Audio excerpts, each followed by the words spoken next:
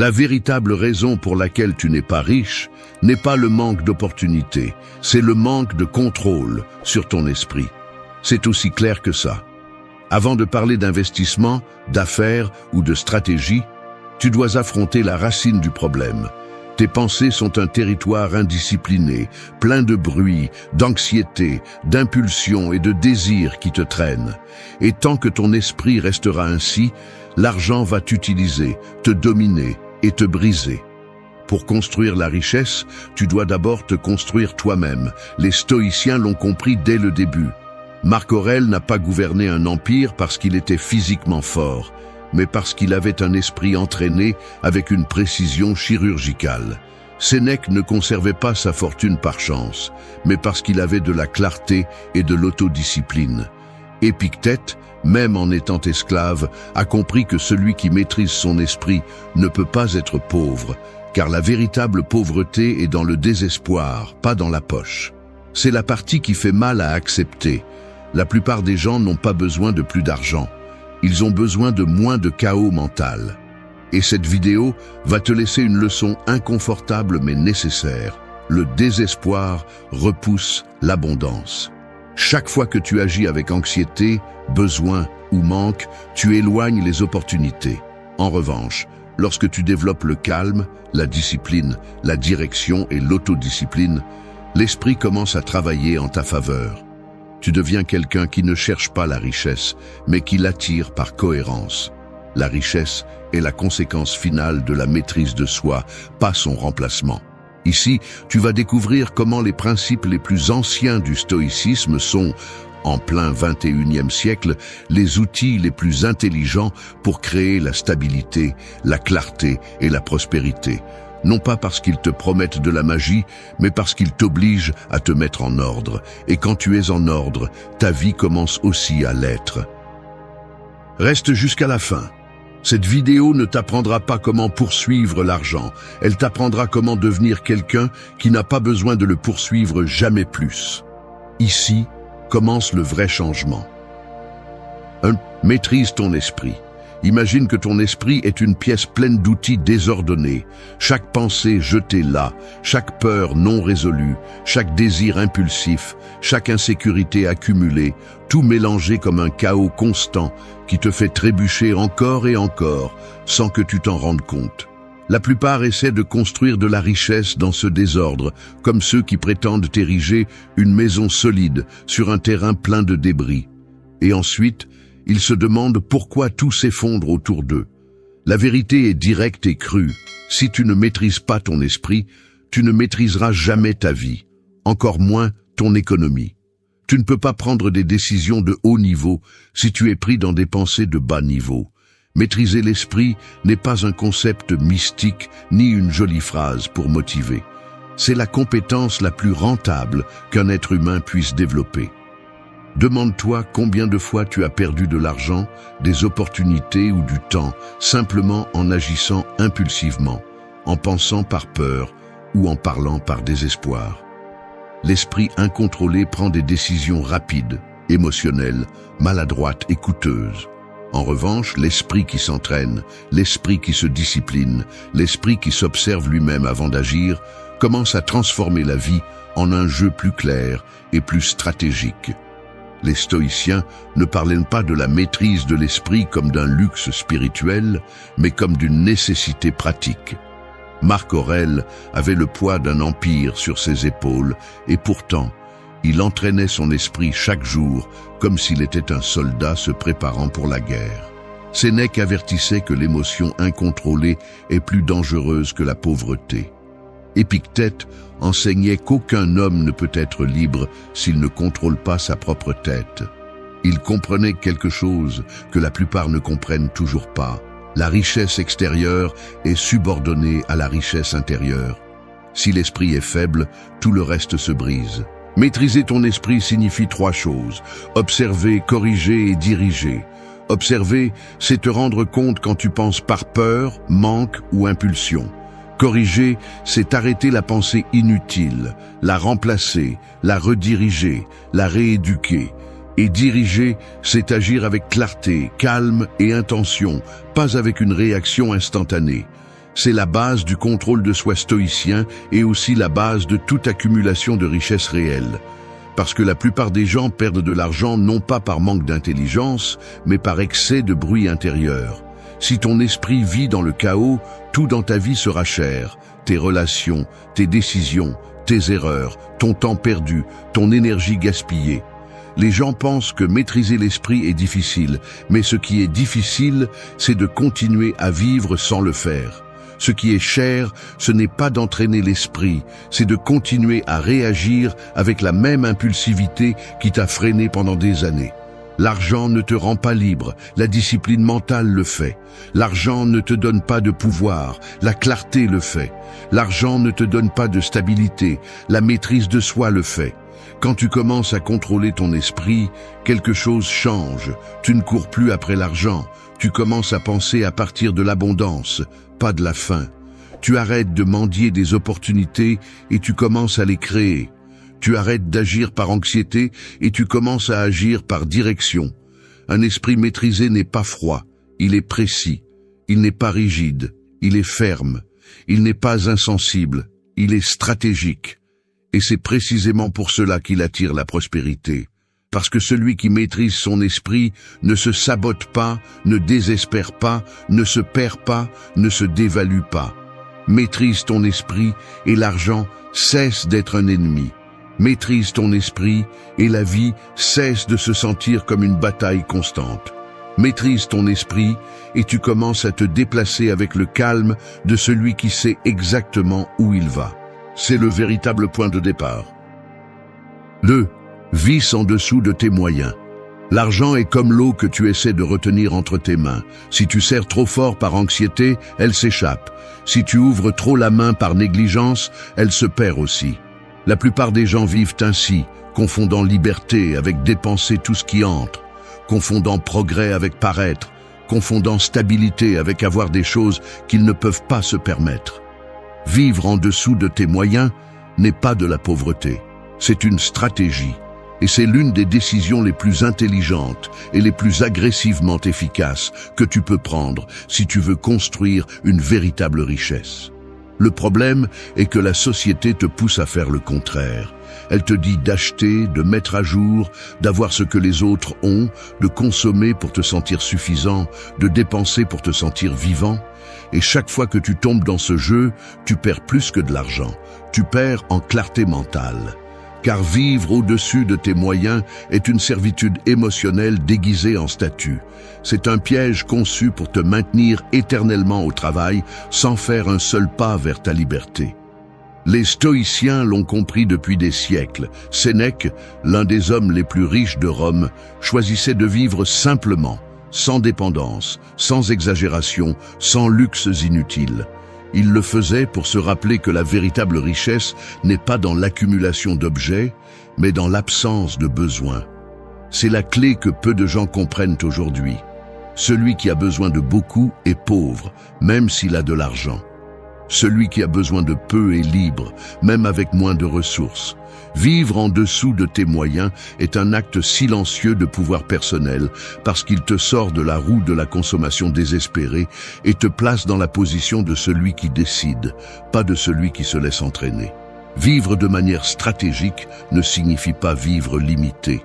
Cela signifie vivre avec un but. Lorsque tu réduis les dépenses impulsives, tu élimines le bruit, tu coupes l'excès et tu te concentres sur l'essentiel, ton esprit commence à fonctionner depuis le calme. L'argent cesse de s'évaporer et commence à s'accumuler. L'anxiété diminue, la clarté augmente, la pression disparaît. Ta vie cesse d'être contrôlée par des urgences économiques et devient un espace où tu peux choisir ce que tu veux construire. C'est le terrain fertile où naît la véritable richesse. Beaucoup pensent que vivre en dessous de ses moyens est un signe de faiblesse, alors qu'en réalité, c'est le signe le plus clair de force intérieure. Il faut de la discipline pour ne pas dépenser ce que tu pourrais dépenser. Il faut une identité pour ne pas tomber dans la comparaison. Il faut une vision pour comprendre que le sacrifice d'aujourd'hui est l'opportunité de demain. Vivre en dessous de tes moyens est aussi un entraînement mental. Il t'enseigne l'autocontrôle, la patience, la clarté, la responsabilité et la direction.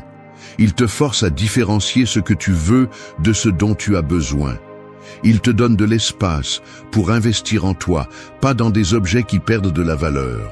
Et surtout, il te transforme en quelqu'un qui ne dépend pas de l'argent pour se sentir précieux. C'est le genre de personne qui attire les opportunités, non pas pour ce qu'elle a, mais pour ce qu'elle est. Celui qui vit en dessous de ses moyens ne vit pas moins, il vit mieux. Il vit avec intention, avec stabilité, avec concentration, avec pouvoir. Il n'a pas besoin de prouver quoi que ce soit, il n'a pas besoin d'impressionner qui que ce soit, il n'a pas besoin de combler des vides avec des achats inutiles.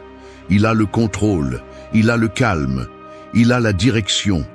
Et quand tu as cela, l'argent cesse d'être un problème et devient une ressource qui grandit parce que tu ne le gaspilles plus. Vivre en dessous de tes moyens, c'est choisir la liberté sur l'apparence, la stratégie sur l'impulsion et l'intelligence sur l'ego. 3. Pratiquer l'autosuffisance. La vie ressemble beaucoup à une table soutenue par trop de pieds instables. Lorsque vous dépendez des autres pour vous sentir en sécurité, lorsque vous avez besoin d'approbation, d'aide constante, de validation ou de soutien émotionnel pour avancer, chaque pied devient un point faible qui peut se briser à tout moment. Et quand l'un d'eux échoue, toute votre stabilité s'effondre. L'autosuffisance consiste à enlever ces pieds inutiles et à construire une base solide en vous, une base que personne ne peut manipuler, déplacer ou renverser. La plupart des gens craignent cette idée parce que l'autosuffisance exige une responsabilité totale. Mais c'est aussi ce qui vous libère de la fragilité émotionnelle et financière qui emprisonne tant de personnes. Dans le stoïcisme, l'autosuffisance ne signifiait pas vivre isolé ou déconnecté, elle signifiait être le maître absolu de son propre esprit, de ses propres actions et de sa propre direction. Épictète l'expliquait avec la clarté de celui qui a compris la liberté à partir de l'esclavage. Tout ce qui dépend d'un autre ne vous appartient pas. Si vous avez constamment besoin de soutien externe pour avancer, vous n'avancez pas de votre propre gré, vous êtes traîné. Et c'est la raison pour laquelle tant de gens ne parviennent pas à prospérer. Parce qu'ils confondent compagnie avec soutien, aide avec garantie, dépendance avec amour. L'autosuffisance n'est pas de l'arrogance, c'est de la maîtrise personnelle. C'est la capacité de savoir que, si tout s'effondre, vous ne le ferez pas. C'est la confiance tranquille de celui qui sait qu'il peut se soutenir émotionnellement, économiquement et mentalement sans avoir besoin de permission ou de sauvetage. Lorsque votre stabilité dépend des autres, la peur gouverne votre vie. Mais lorsque votre stabilité dépend de vous, la peur perd son pouvoir. Et cette liberté mentale se traduit directement en opportunités, en décisions plus intelligentes, en projets plus solides et en une relation plus saine avec l'argent. L'homme désespéré dépend toujours de quelque chose, d'un salaire qu'il déteste, d'un partenaire qui le soutient, d'une motivation externe, d'une validation superficielle, d'un style de vie qu'il ne peut pas se permettre. Ce type de dépendance le rend manipulable, insécurisé, impulsif et facile à briser. L'autosuffisance, en revanche, crée un type de force qui ne peut pas être falsifié. Elle vous rend stable, solide, clair. Elle vous apprend à fonctionner même en silence, même en crise, même quand personne d'autre ne croit que vous pouvez le faire. Pratiquer l'autosuffisance implique 3 niveaux, émotionnel, mental et financier. Émotionnel pour gérer vos états sans exploser ni s'effondrer.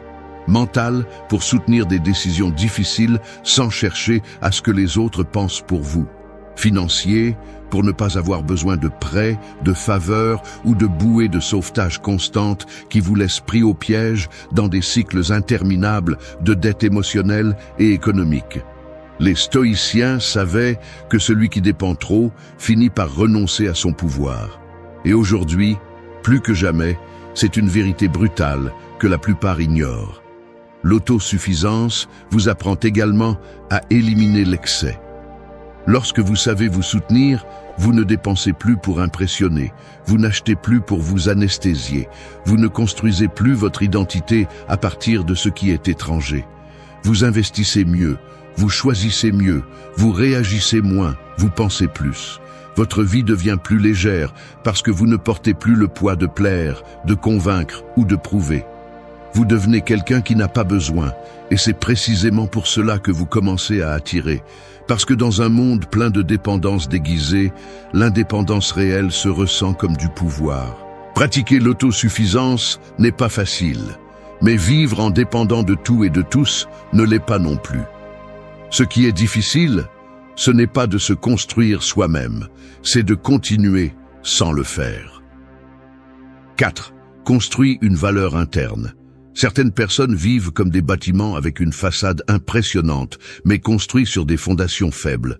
De loin, ils semblent solides, sûrs, admirables, mais il suffit d'un petit tremblement pour que tout s'effondre. C'est ainsi que fonctionne le monde moderne. Beaucoup de bruit, beaucoup d'images, beaucoup d'apparences, mais zéro structure réelle. Construire une valeur interne est précisément le contraire. C'est renforcer la base avant de décorer l'extérieur. C'est se concentrer sur ce qui te soutient, pas sur ce qui t'applaudit. C'est te construire de l'intérieur vers l'extérieur pour que rien ni personne n'ait le pouvoir de te renverser. L'erreur la plus courante aujourd'hui est de croire que la valeur personnelle dépend de l'argent, du corps, des réalisations, du statut, de l'approbation ou de la reconnaissance. C'est un piège dangereux car cela te rend vulnérable à l'opinion des autres. Quand ta valeur dépend de choses externes, tu deviens otage de la validation. Tu montes si on t'approuve, tu tombes si on te critique, tu avances si on t'applaudit, tu t'arrêtes si on t'ignore. Ce n'est pas de la valeur, c'est de la fragilité. La valeur interne, en revanche, n'a pas besoin de témoins. Elle se construit en silence, avec discipline, avec des décisions difficiles, avec des habitudes qui te renforcent, avec des pensées qui t'ordonnent et avec des actions qui te soutiennent. Dans le stoïcisme, la valeur interne était la monnaie la plus précieuse. Marc Aurèle écrivait pour lui-même, pas pour être admiré. Sénèque enseignait que personne ne peut te prendre ce qui fait partie de ton caractère. Épictète insistait sur le fait que le vrai pouvoir vient de ce que tu contrôles en toi, pas de ce que tu accumules à l'extérieur. Tous étaient d'accord sur un point fondamental. La valeur interne est la seule chose qui ne peut pas être arrachée. Et quand tu comprends cela, ta relation avec la richesse change complètement. Construire une valeur interne implique de développer des qualités qui ne s'achètent pas. Discipline, clarté, intégrité, responsabilité, autocontrôle, résilience, honnêteté, stabilité émotionnelle. Ce sont les outils qui te permettent de prendre de meilleures décisions, de rester stable en temps de crise, de choisir ce qui est juste plutôt que ce qui est confortable et d'avancer même quand personne ne croit en toi. Quand tu as ces qualités, l'argent cesse d'être un symbole de valeur et devient un outil. Il cesse de te définir et commence à t'obéir. La plupart des gens cherchent des opportunités sans se rendre compte que les opportunités arrivent d'abord à ceux qui ont plus de valeur interne. Une personne disciplinée attire la confiance. Une personne stable attire des responsabilités plus grandes. Une personne claire attire des alliances. Une personne intègre attire des portes qui ne s'ouvriraient jamais pour quelqu'un de superficiel. Ce n'est pas de la spiritualité, c'est de la logique. Le marché récompense la valeur, pas l'apparence. La vie aussi. Un point important à comprendre est que la valeur interne ne se construit pas d'un coup. Elle se construit tous les jours, dans de petites décisions que la plupart méprisent. Se lever quand on n'en a pas envie. Tenir sa parole même si personne ne regarde. Étudier en silence. Garder son calme quand tout se complique. Renoncer aux plaisirs immédiats pour obtenir des bénéfices futurs. Ces habitudes sont les briques qui forment un caractère fort, et ce caractère crée un destin différent de celui de ceux qui vivent à la merci de leurs impulsions. Les personnes sans valeur interne cherchent la validation. Celles qui en ont génèrent des résultats. Celles qui manquent de valeur cherchent à impressionner.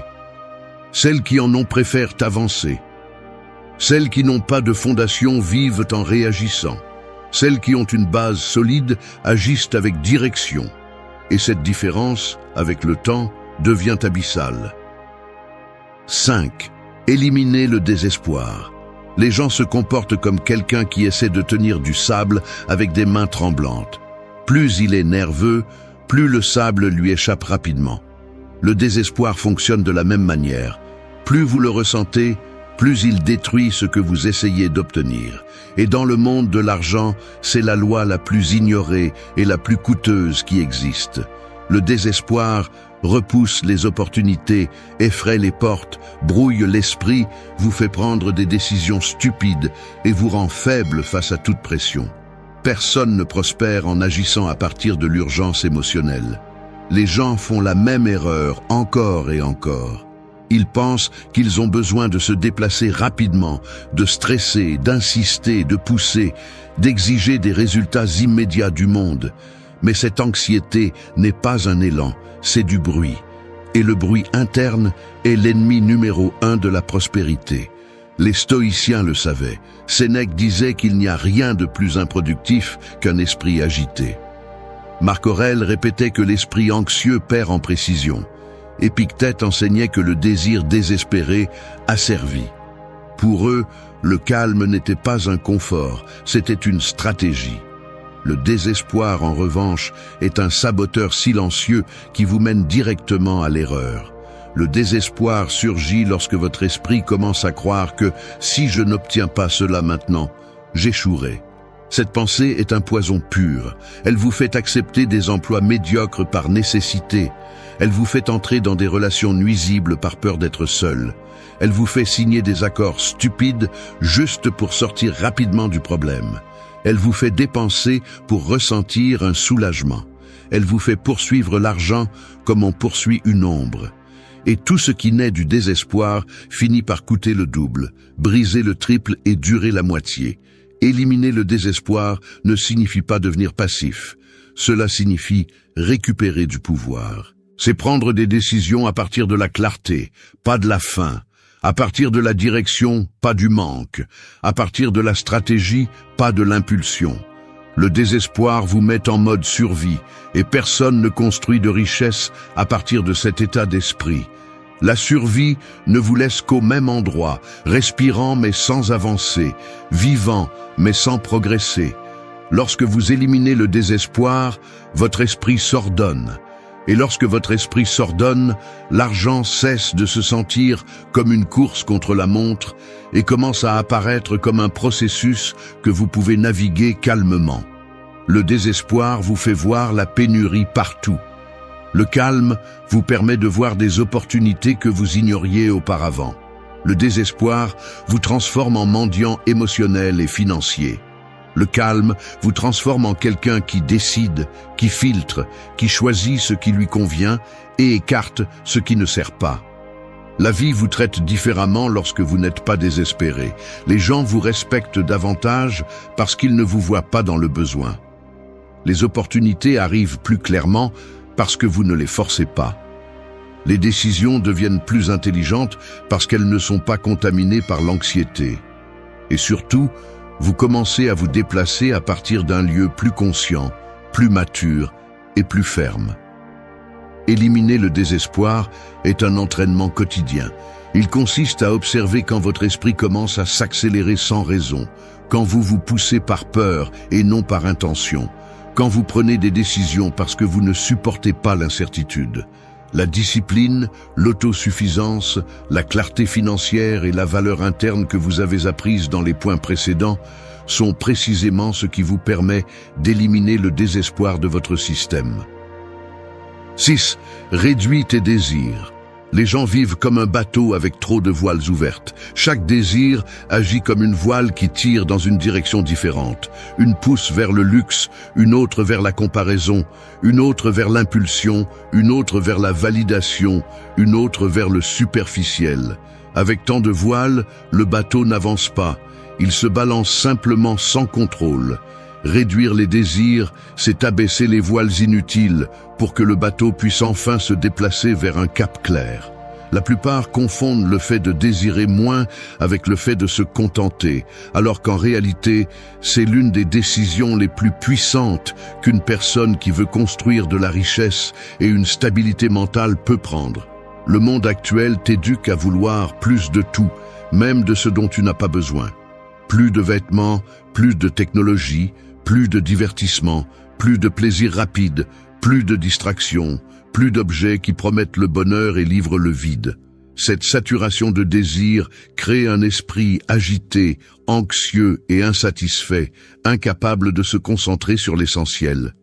L'abondance n'est pas dans ce que tu accumules, mais dans ce dont tu n'as plus besoin. Réduire tes désirs ne signifie pas cesser d'aspirer à de grandes choses. Cela signifie arrêter de poursuivre des futilités qui consomment ton temps, ton énergie, ta paix et ton argent. Cela signifie couper le superficiel pour te concentrer sur l'essentiel. Car chaque désir inutile entraîne des conséquences. Il te distrait, t'endette, te stresse, te manipule. Et chaque fois que tu cèdes à un désir impulsif, tu renonces à ta clarté mentale et à ta liberté financière. Le problème n'est pas de vouloir. Le problème est de tout vouloir et de le vouloir tout de suite. Les désirs mal gérés sont à l'origine d'une grande partie de tes problèmes financiers. Ils te font acheter sur un coup de tête, te font succomber à la mode, te font dépenser pour te sentir inclus, te font poursuivre des images qui ne correspondent pas à la personne que tu veux être.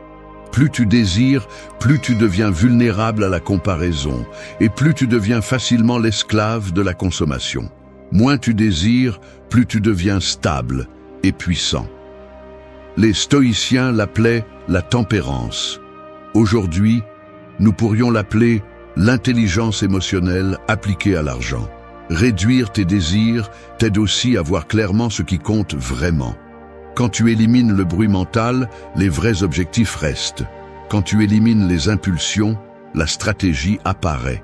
Quand tu réduis le désir superficiel, le désir profond grandit. Le désir d'ordre, de progrès, de liberté, de stabilité, d'une vie qui ne dépend pas des achats, mais des décisions.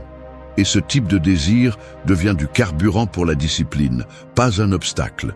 Il ne s'agit pas de limiter ta vie, il s'agit de la diriger. Les gens qui veulent tout finissent par n'avoir rien parce qu'ils ne savent pas prioriser. Les gens qui réduisent leurs désirs accomplissent plus parce qu'ils concentrent leur énergie sur ce qui compte vraiment. Ils ne se dispersent pas, ne se perdent pas, ne s'enfoncent pas dans les dettes émotionnelles ou financières. Pour réduire tes désirs, tu as besoin de 3 choses: clarté, autocontrôle et but. Clarté pour savoir ce qui apporte quelque chose et ce qui te distrait seulement. Autocontrôle pour dire non, même quand la tentation te parle doucement. But pour te rappeler pourquoi tu as pris cette décision. Ce n'est pas un acte de sacrifice, c'est un acte d'intelligence. Tu ne renonces pas à ce que tu désires, tu renonces à ce qui te retarde. Celui qui réduit ses désirs obtient quelque chose que l'argent ne peut pas acheter, la tranquillité d'esprit. Cette tranquillité te permet de penser mieux, d'agir avec précision et de créer de la richesse à partir de la stratégie, pas de l'impulsivité. 7. Cultiver l'autoconnaissance quotidienne. L'esprit humain ressemble à une pièce sombre où vous gardez tout ce que vous ne voulez pas affronter. Les peurs accumulées, les désirs désordonnés, les décisions non résolues, les blessures anciennes, les schémas que vous répétez sans comprendre pourquoi. La plupart des gens vivent ainsi, avançant à l'aveuglette dans cette pièce, trébuchant sur les mêmes choses encore et blâmant le destin pour des coups qui proviennent de leur propre manque de clarté. L'autoconnaissance quotidienne est d'allumer la lumière, c'est de revoir ce qu'il y a à l'intérieur, de ranger, de nettoyer, de comprendre, de réinterpréter et de corriger. Sans cette lumière, toute tentative de construire la richesse sera une expérience ratée. L'autoconnaissance n'est pas une mode ni une phrase élégante. C'est la base de l'intelligence émotionnelle, de la stabilité financière et de la maîtrise personnelle. Parce que si vous ne savez pas comment vous pensez, pourquoi vous décidez ce que vous décidez, d'où viennent vos impulsions ou vers où vos émotions vous entraînent, d'autres décideront pour vous. Les circonstances vous déplaceront. Le marché vous manipulera. L'opinion des autres vous contrôlera. Et vous finirez par vivre avec le sentiment que tout vous arrive, au lieu de réaliser que beaucoup est provoqué par vous-même, parce que vous ne vous connaissez pas. Les stoïciens comprenaient l'autoconnaissance comme un exercice quotidien, pas comme une révélation occasionnelle. Marc Aurèle écrivait chaque soir pour revoir sa conduite. Sénèque recommandait d'examiner la journée comme un juge examine une affaire. Épictète enseignait que la liberté commence lorsque vous identifiez vos chaînes internes. Il savait qu'un esprit sans révision devient un esprit esclave. Et aujourd'hui, plus que jamais, cela reste vrai. Cultiver l'autoconnaissance quotidienne signifie observer vos schémas avec une brutalité sincère. Cela signifie accepter vos erreurs sans les embellir. Cela signifie reconnaître vos points faibles pour les entraîner et vos points forts pour les renforcer. Cela signifie identifier quelles pensées vous volent de l'énergie, quelles habitudes vous freinent, quelles émotions vous sabotent, quels désirs vous manipulent et quelles croyances ne vous servent plus. L'argent ne résout pas ces problèmes, il les amplifie. C'est pourquoi tant de personnes ont des revenus élevés, mais se sentent toujours vides, instables ou perdus. L'autoconnaissance vous apprend également à comprendre votre relation avec l'argent. Dépensez-vous pour vous sentir soulagé? Achetez-vous pour impressionner? Travaillez-vous par peur? Prenez-vous des décisions par comparaison? Cherchez-vous la richesse pour prouver quelque chose? Chacune de ces motivations crée des résultats totalement différents. Et ce n'est que lorsque vous connaissez vos motivations internes que vous pouvez corriger le cap avant de nuire à votre avenir financier. Une journée sans autoconnaissance est une journée en mode automatique.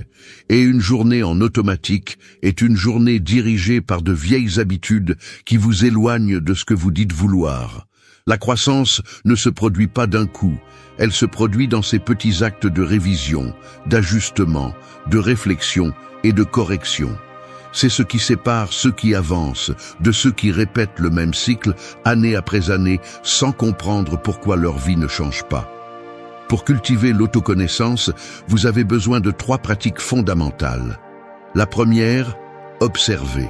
Soyez témoin de vos pensées sans y succomber. Regardez vos impulsions de l'extérieur, comme un stratège analysant une carte. La deuxième, questionnez. Demandez-vous pourquoi vous désirez ce que vous désirez, pourquoi vous craignez ce que vous craignez, pourquoi vous réagissez comme vous réagissez. La troisième, corrigez. Changez de cap lorsque vous voyez que vous vous écartez, même si cela vous dérange. Un être humain qui se connaît lui-même est difficile à manipuler, difficile à tromper, difficile à briser. 8.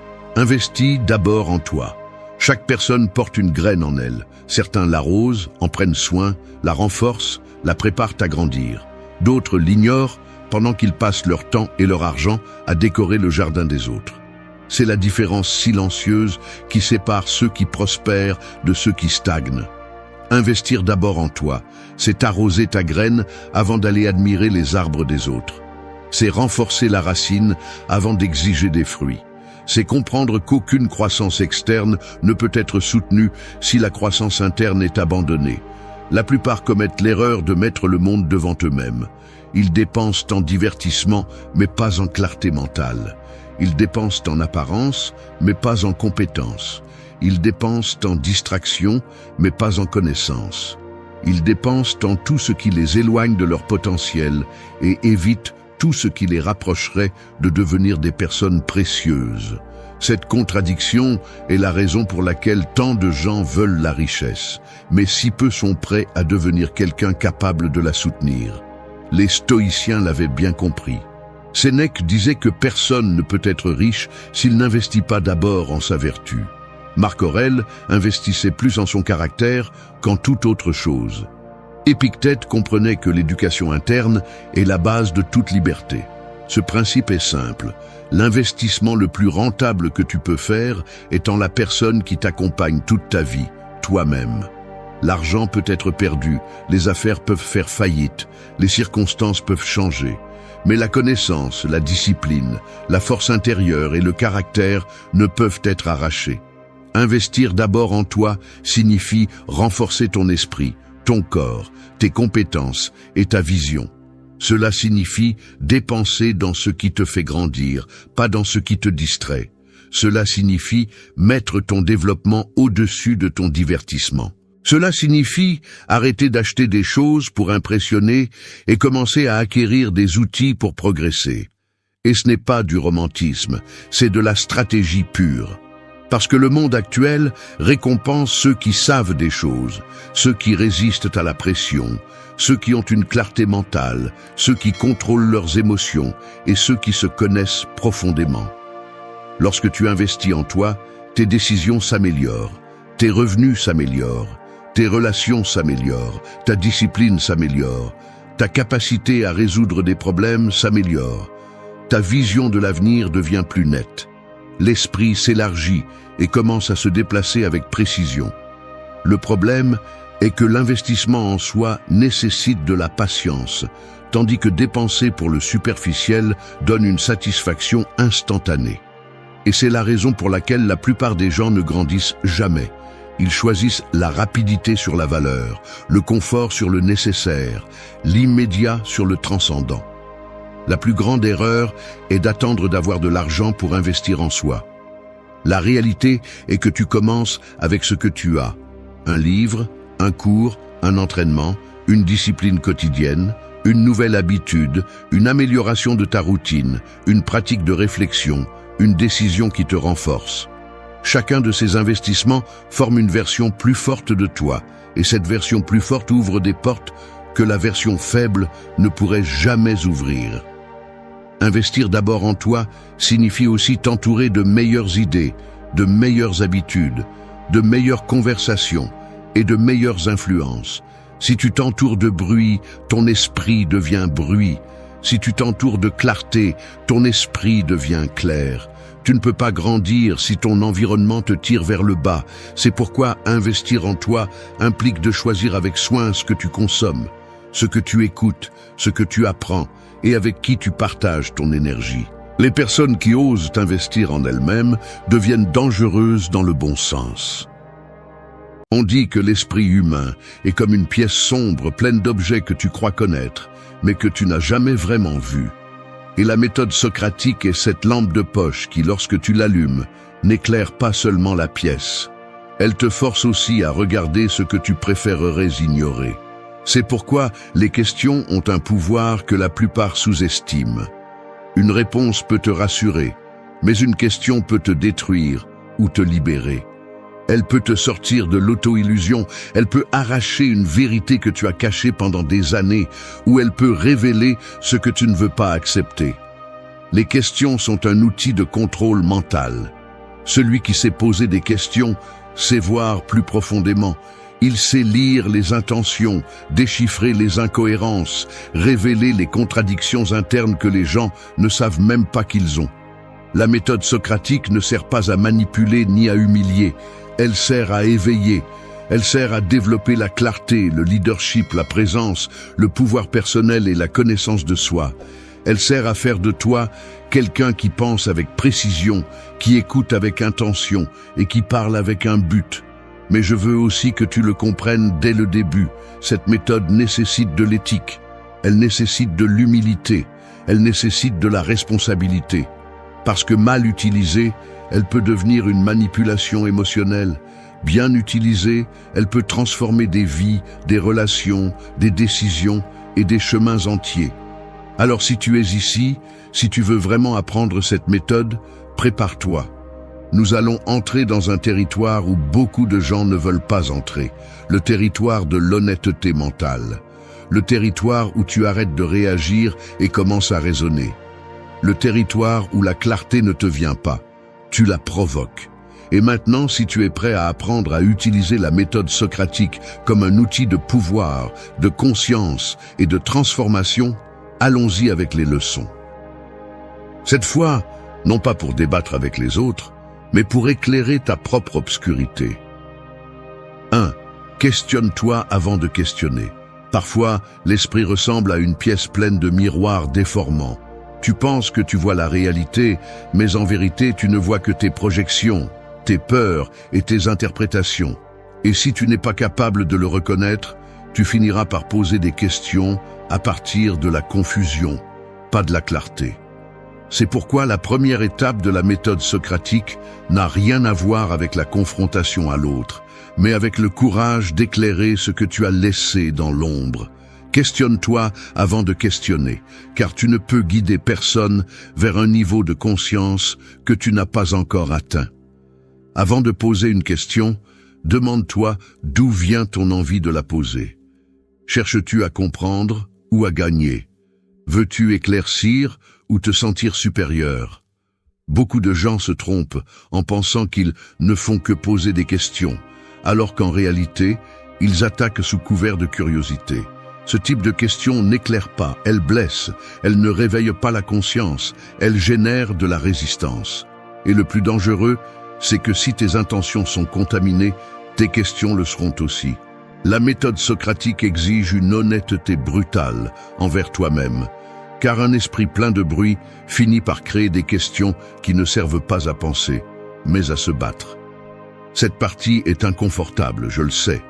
Te questionner te force à voir tes propres incohérences, tes biais, tes suppositions non examinées, tes contradictions internes.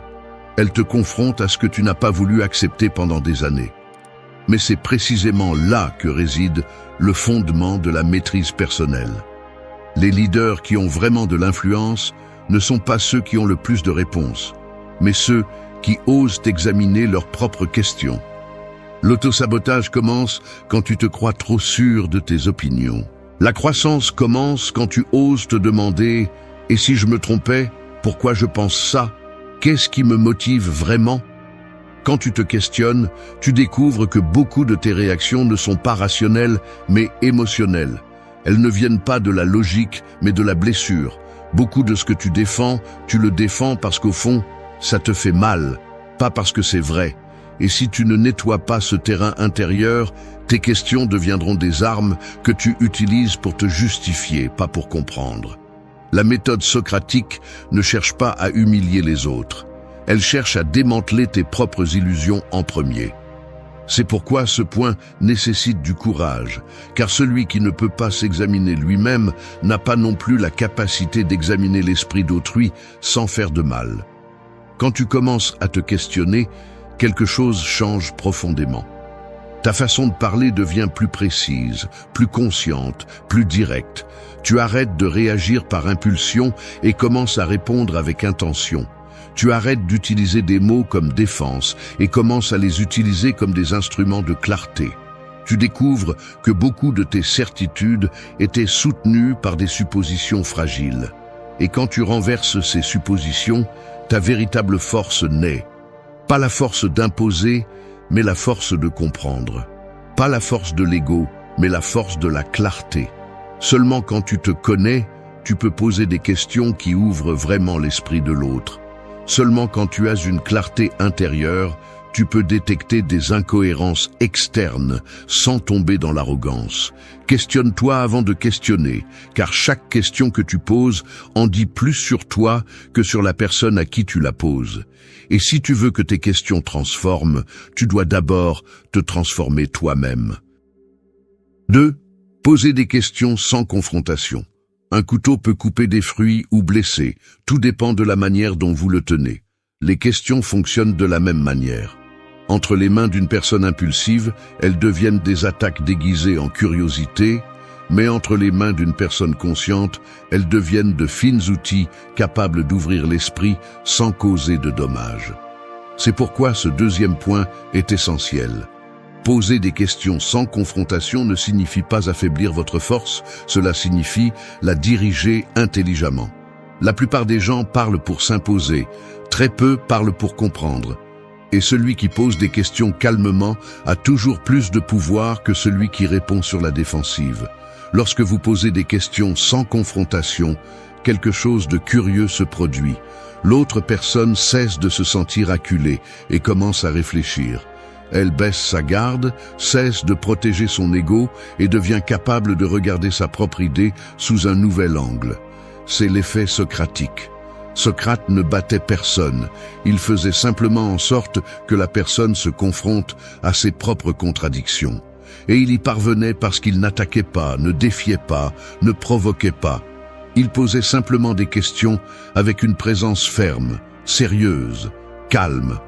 La confrontation éteint l'esprit. La curiosité consciente le réveille.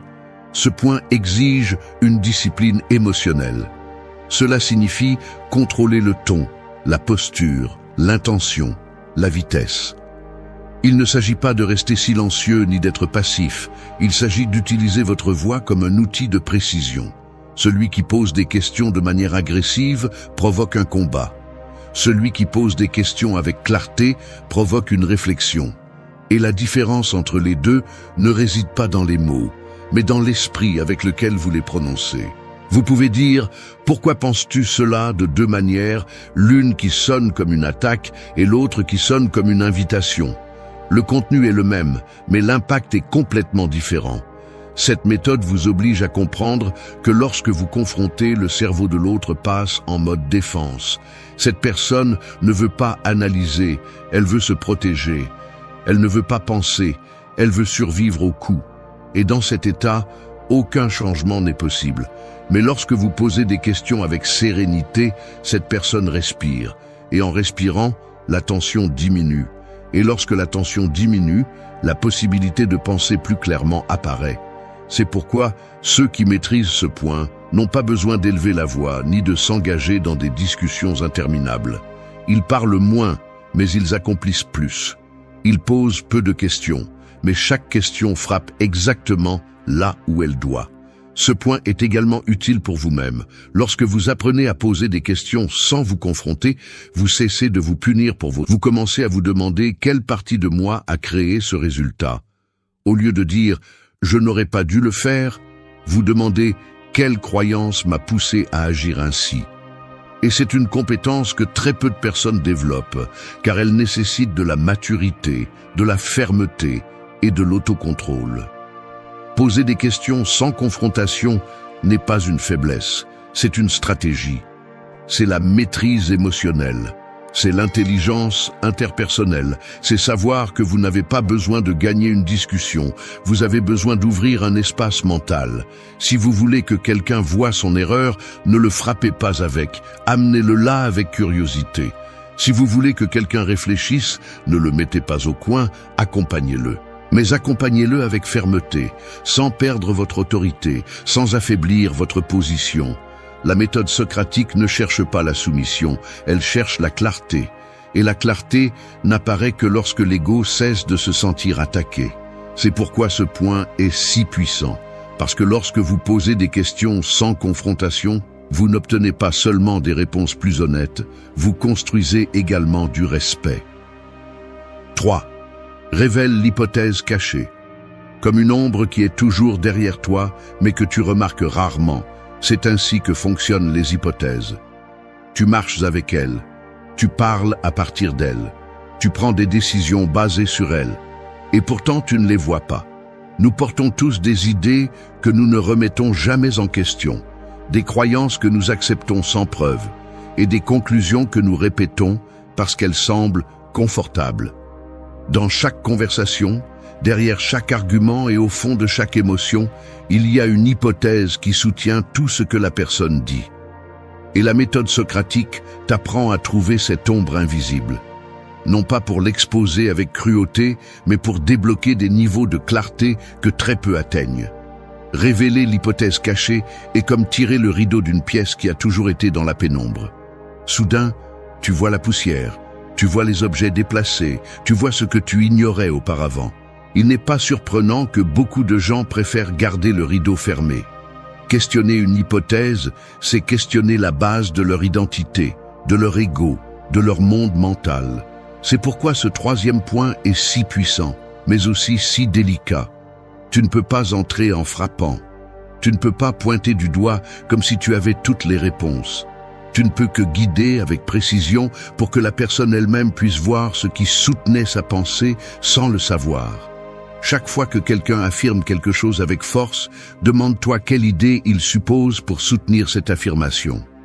Quand quelqu'un dit « je ne suis pas capable », son hypothèse est « on ne peut agir que s'il n'y a pas de peur ». Quand quelqu'un dit « les gens déçoivent toujours », son hypothèse est « toutes les personnes doivent se comporter comme je l'attends ».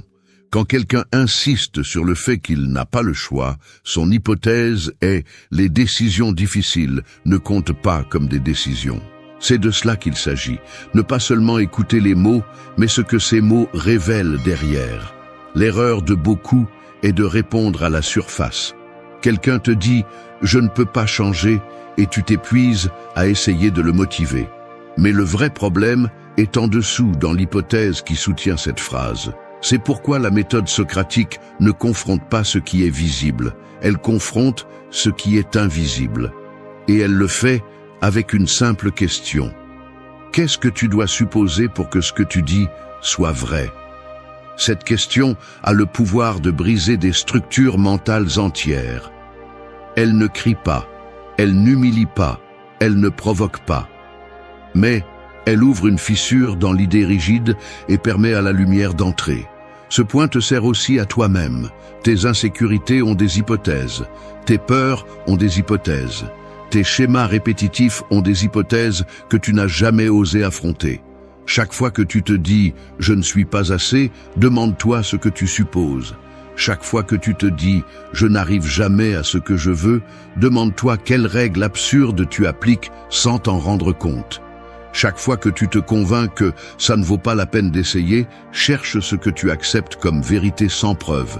Révéler l'hypothèse cachée te transforme en quelqu'un capable de démanteler sa propre prison mentale. Dans les conversations, celui qui écoute avec le plus de profondeur maîtrise ce point. Non pas celui qui parle le mieux, mais celui qui pense le mieux. Lorsque tu poses ce type de questions, l'autre personne s'arrête. Elle est déconcertée pendant un petit silence et de l'or. Cela signifie que la question est arrivée là où elle devait arriver. Cela signifie que l'esprit s'est retrouvé face à face avec son angle mort. Et à ce moment-là, quelque chose de précieux se produit. La conscience s'élargit. 4. Utilise le silence à ton avantage. Le silence est comme cette fissure dans une montagne qui, vue de loin, semble insignifiante, mais qui finit par fendre le rocher en deux avec le temps. Il ne fait pas de bruit, il n'attire pas l'attention, il ne s'impose pas, mais il a un pouvoir que beaucoup de personnes sous-estiment. Dans un monde qui craint le silence, le maîtriser te rend dangereux. Quelqu'un qui n'a pas besoin d'élever la voix pour contrôler la situation. Quelqu'un qui peut guider une conversation sans dire un mot. La méthode socratique comprend cela mieux que quiconque. Le silence n'est pas absence, c'est stratégie. Il n'est pas passivité, c'est maîtrise. Quand tu poses une question et que tu gardes le silence, tu forces l'autre personne à réfléchir. L'esprit déteste les vides, c'est pourquoi il essaie de les combler. À ce moment-là, sans que tu la presses, la personne commence à examiner sa réponse, son argument, sa confiance en elle. Elle commence à écouter sa propre voix. Elle commence à se remettre en question. Le silence fonctionne comme un mire à questions vers l'intérieur. Et c'est là que se produit la véritable transformation. Pas dans tes mots, mais dans ce que l'autre personne découvre en elle-même lorsque tu décides de ne pas interrompre son processus. Il est impressionnant de voir comment les gens réagissent lorsque tu fais silence après une question profonde. Certains sont mal à l'aise, d'autres changent de sujet, d'autres sont désespérés de justifier ce qu'ils viennent de dire. Mais tous, absolument tous, réfléchissent. Et réfléchir est l'objectif de la méthode socratique. Tu ne veux pas qu'ils te répondent rapidement, tu veux qu'ils répondent consciemment. Tu ne cherches pas une réaction mécanique, tu cherches une réflexion honnête. Le silence est l'outil le plus élégant pour y parvenir. Ce point a également un impact émotionnel très fort. Lorsque tu parles moins et écoutes plus, l'autre personne sent que sa propre voix est amplifiée. Elle sent qu'elle a de l'espace. Elle sent qu'elle n'est pas jugée. Et cela abat les résistances. Le silence ouvre des portes que les mots ferment. Il permet à l'ego de baisser la garde. Il permet à la personne de se confier. Il permet à la vérité, la vraie vérité, de sortir sans que tu aies à la pousser. La conversation devient une lutte, pas une découverte. Le silence t'aide également à observer ce que la plupart des gens négligent. Alors que d'autres sont désespérés de parler, tu perçois des gestes, des doutes, des changements de ton, des micro-expressions, des incohérences. Tu vois où la personne se brise, où elle exagère, où elle se perd. Ce niveau d'observation te donne un énorme avantage. Non pas parce que tu veux manipuler, mais parce que tu peux mieux comprendre. Le silence te rend plus conscient, plus perceptif, plus stratégique. Et cela ne sert pas seulement à converser avec les autres, cela sert aussi à converser avec toi-même. Ton esprit crie toujours. Il veut des réponses rapides, des conclusions impulsives, des décisions émotionnelles. Mais si tu t'entraînes à faire le silence intérieur après une question importante, tu commences à entendre ce que tu penses vraiment et non ce que ta peur veut que tu penses. Le silence intérieur est une arme encore plus puissante que le silence extérieur. C'est l'espace où naît la clarté, où tu découvres tes propres suppositions, où tu détectes des contradictions que tu ignorais auparavant, où ta boussole émotionnelle s'aligne. Il y a quelque chose que tu dois comprendre très clairement. Celui qui maîtrise le silence, maîtrise le rythme de la conversation, et celui qui maîtrise le rythme, maîtrise le résultat. Tu n'as pas besoin de pression, tu n'as pas besoin de te précipiter, tu n'as pas besoin de t'imposer, tu as juste besoin de savoir quand te taire. 5. Demande des exemples réels. Les idées sans exemple sont comme des bâtiments dessinés dans l'air. Ils semblent solides, ils semblent impressionnants, mais un souffle de réalité suffit à les faire s'effondrer.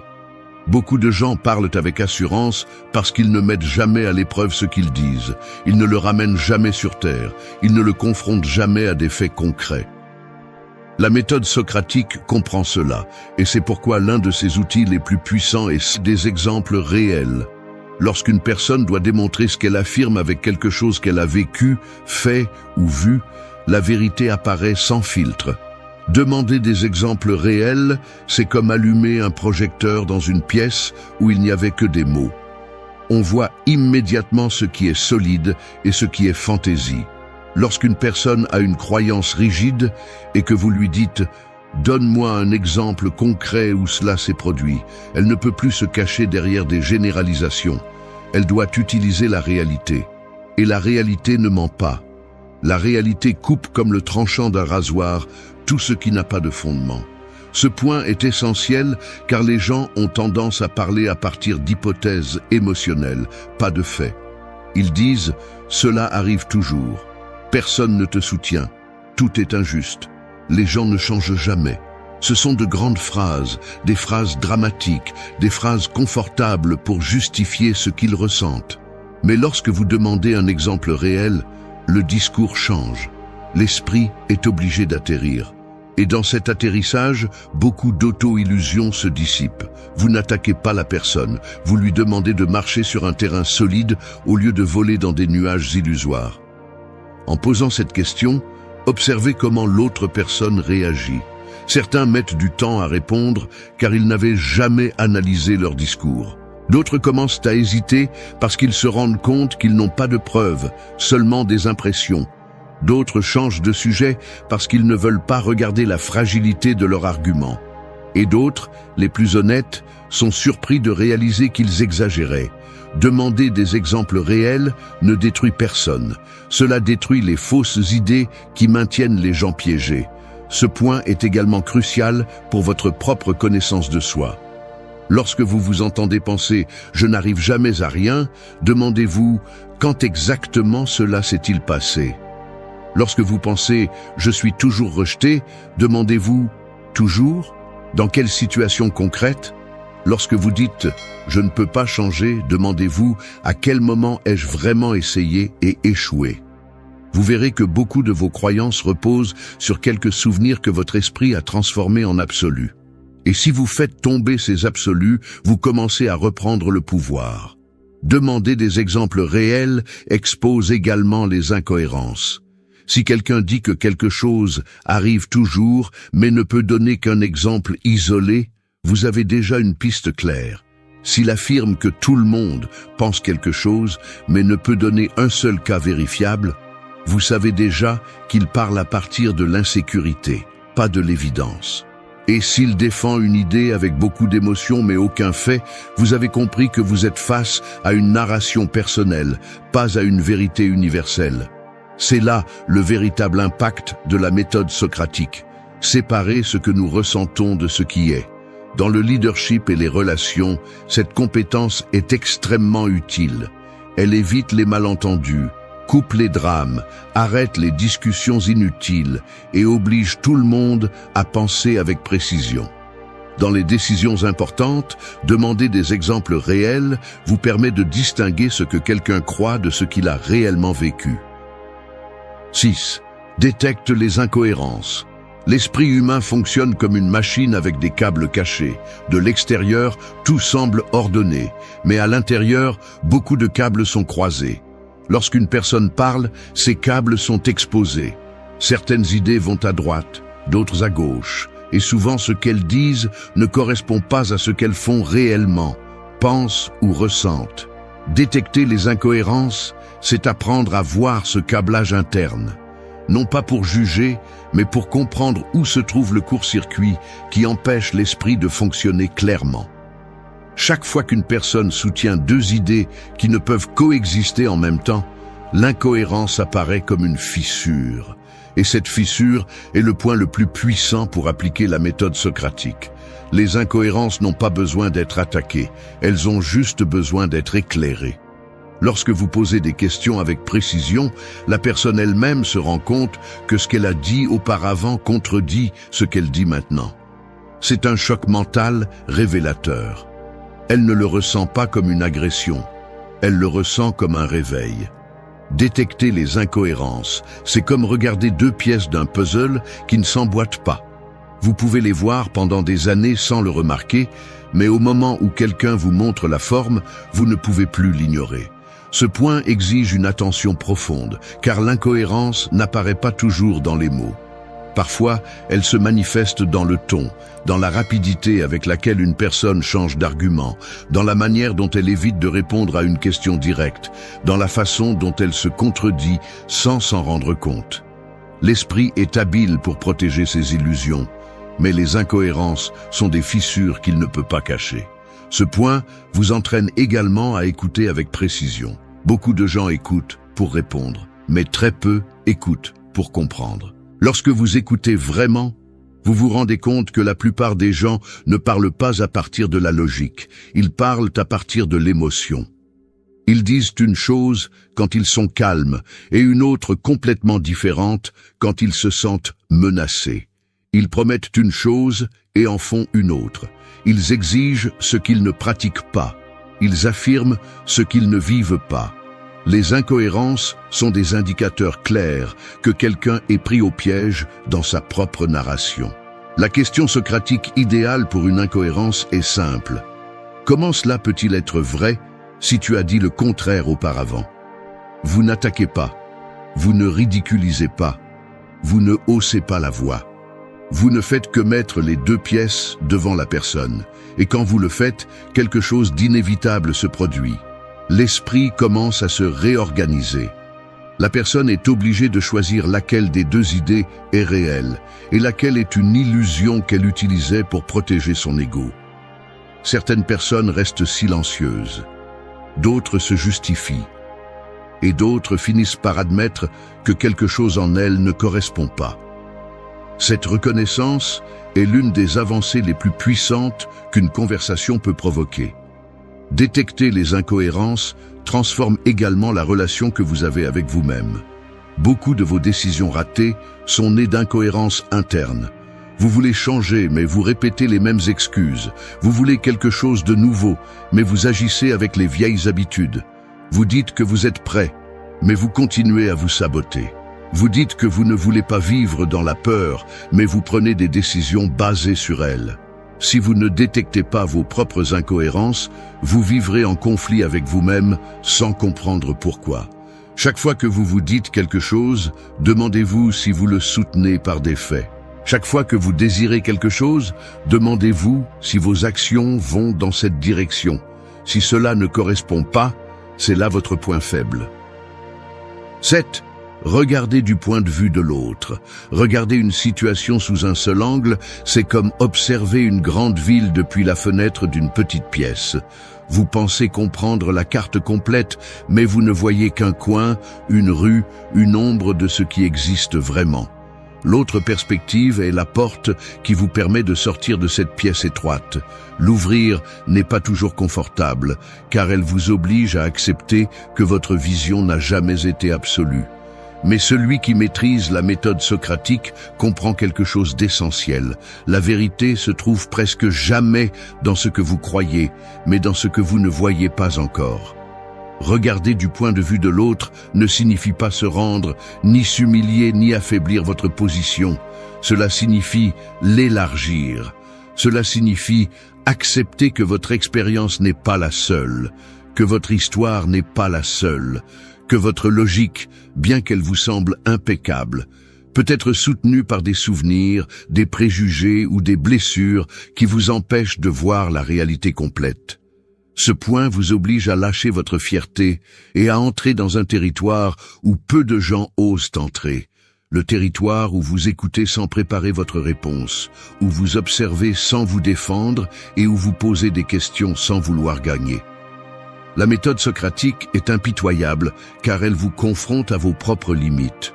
Lorsque vous êtes capable de regarder du point de vue de l'autre, votre esprit cesse d'être rigide.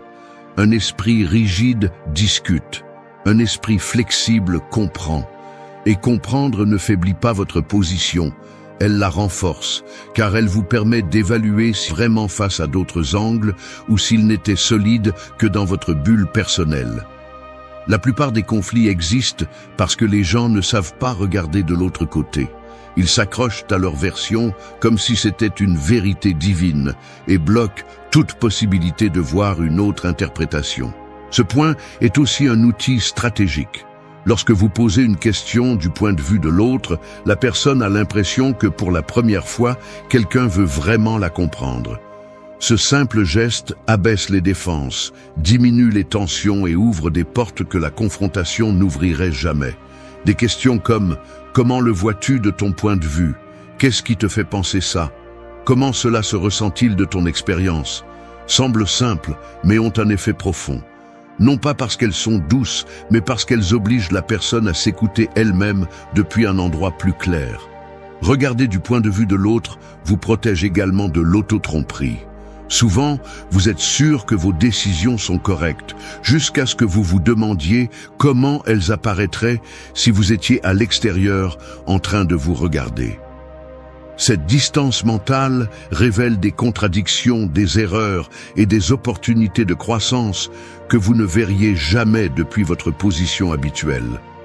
Lorsque vous adoptez le regard de l'autre, vous brisez la structure rigide de votre récit interne. Vous devenez plus conscient de vos motivations réelles, pas de celles que vous voulez croire.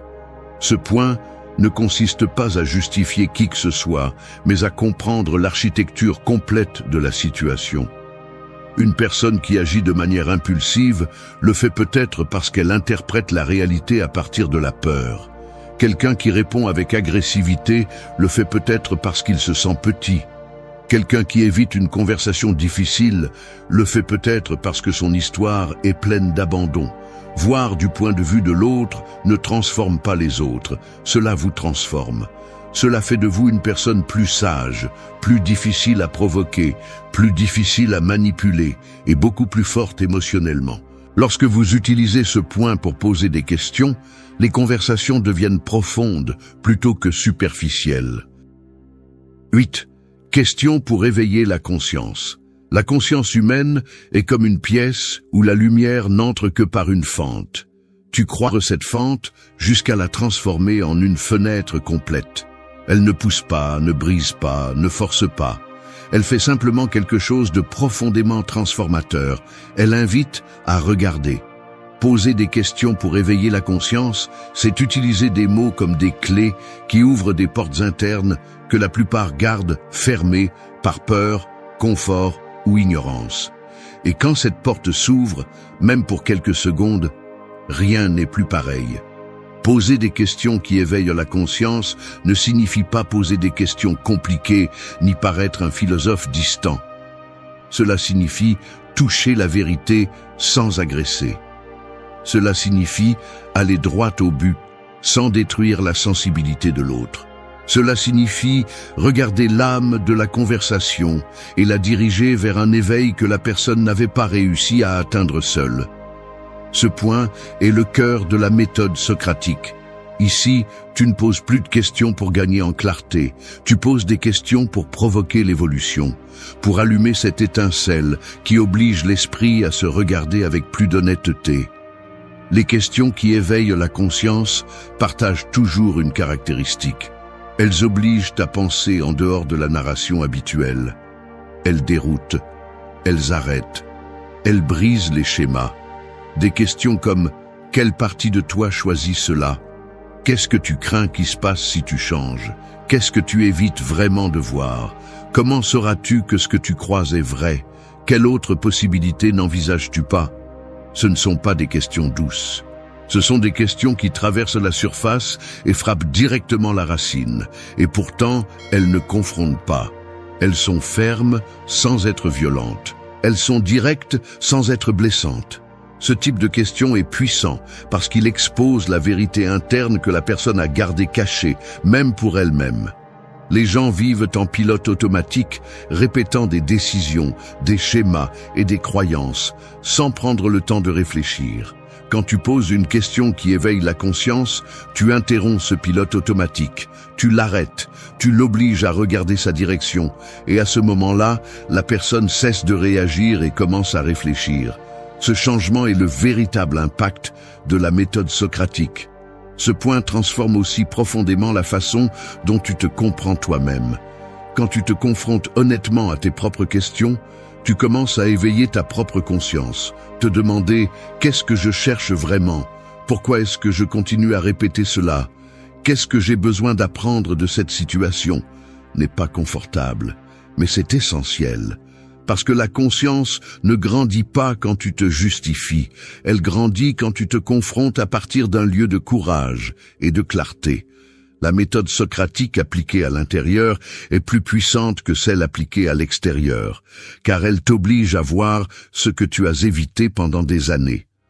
Dans toute relation, conversation ou conflit, poser des questions pour éveiller la conscience change complètement la dynamique.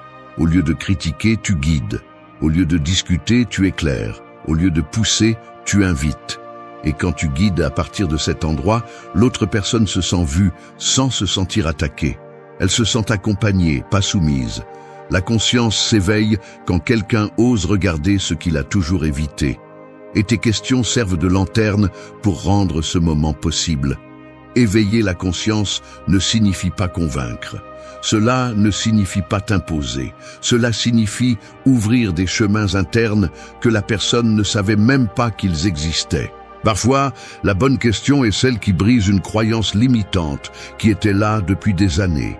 D'autres fois, c'est celle qui révèle une incohérence qui affectait sa vie. Danke, dass du bis zum Ende des Videos geblieben bist. Wenn du alles gesehen hast, kommentiere, ich bin stoisch, als unser geheimes Zeichen, um zu wissen, dass du ein wahrer Schüler des Stoizismus bist. Vergiss nicht, den Kanal zu abonnieren und das Video zu liken, wenn es dir gefallen hat. Wir sehen uns im nächsten Video und denke daran, kultiviere weiterhin deinen stoischen Geist.